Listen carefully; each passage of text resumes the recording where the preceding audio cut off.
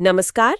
आज हम एक ऐसे सवाल पर बात कर रहे हैं जो शायद हम सबने बचपन में सुना ही होगा हाँ, नमस्ते। कि क्या वाकई दूध पीने से लंबाई बढ़ती है।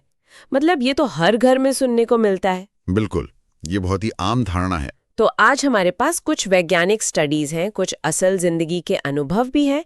देखते हैं कि इनमें क्या सच्चाई है। जी, हमारा मकसद यही है कि इस आम धारणा के पीछे का जो विज्ञान है, जो तथ्य हैं, उन्हें थोड़ा खंगालें। हाँ, ताकि पोषण को लेकर एक साफ नजरिया बन सके। बिल्कुल, देखें कि ये दावा कितना मजबूत है असल में। ठीक है, तो शुरू करते हैं दूध के उन पोषक तत्वों से जिनका जिक्र हमेशा होता है। कैल्शियम तो है ही, प्रोटीन भी है, विटामिन डी भी। हाँ, और वो IGF-1 भी, इंसुलिन जैसा ग्रोथ फैक्टर 1। हाँ, IGF-1। ये सब हड्डियों के विकास के लिए जरूरी माने जाते हैं। शायद यहीं से वो बात निकली होगी, दूध पियो लंबे बनो। हाँ, देखिए ये पोषक तत्व हैं तो बहुत ज़रूरी, इसमें कोई शक नहीं, खासकर बच्चों के विकास के लिए। और IGF-1 जैसा आपने कहा, वो एक हार्मोन है जो सेल्स को, खासकर बोन सेल्स को बढ़ने का सिग्नल देता है। अच्छा।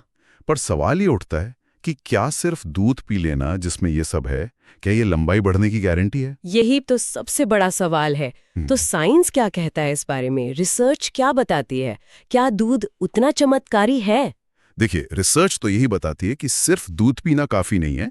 अगर किसी का बाकी का खान-पान ठीक नहीं है, मतलब संतुलित आहार नहीं है, या फिर वो फिजिकली एक्टिव नहीं है। हाँ बिल्कुल, तो फिर अकेले दूध का असर लंबाई पर बहुत कम होता है या शायद होता ही नहीं।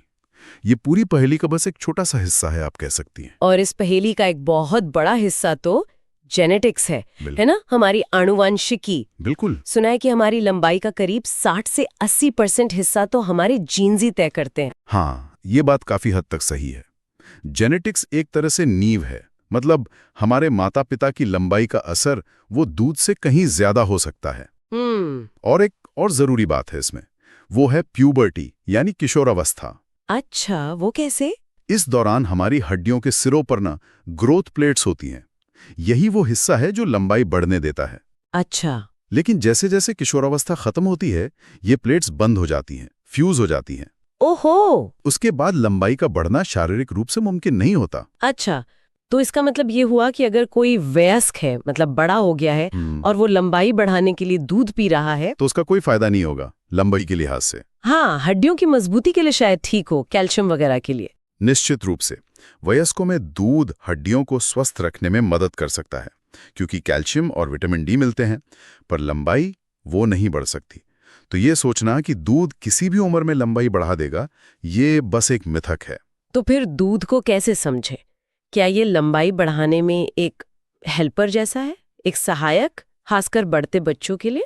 सहायक कहना ज्यादा ठीक रहेगा, हीरो नहीं। हम्म। इसका फायदा उन बच्चों में ज्यादा दिख सकता है जहां शायद पोषण की कमी हो।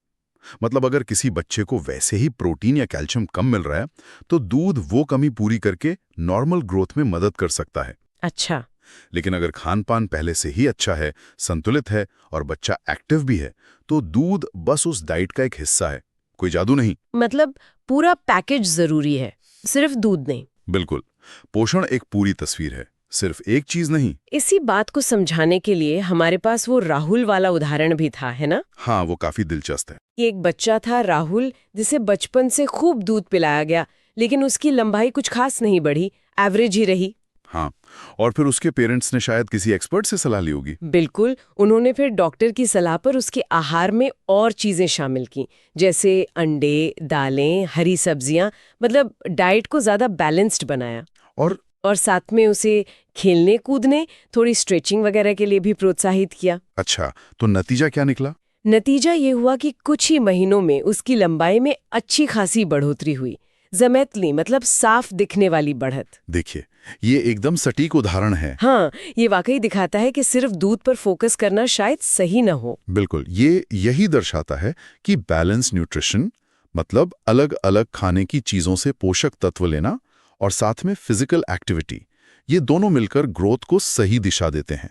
दूध उस संतुलित आहार का एक हिस्सा हो सकता है, पर अकेला समाधान तो बिल्कुल नहीं है। तो अगर हम आज की पूरी बातचीत का सार निकालें, तो दूध में पोषक तत्व तो हैं, कैल्शियम, प्रोटीन, IGF-1, जो ग्रोथ में मदद कर सकते हैं। हाँ, कर सकते हैं, लेकिन लेकिन किसी की लंबाई कितनी होगी ये ज़्यादातर उसकी जेनेटिक्स, उसके पूरे खान-पान और उसकी फिजिकल एक्टिविटी पर निर्भर करता है। बिल्कुल सही।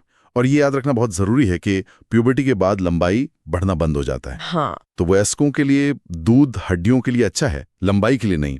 ये कोई जादुई चीज नहीं। तो कुल मिलाकर संदेश यही है कि दूध पोषण का एक हिस्सा है, जरूरी भी हो सकता है खासकर बढ़ते बच्चों के लिए, पर इसे लंबाई बढ़ाने का कोई अचूक फॉर्मूला मान लेना वो ठीक नहीं है। जी।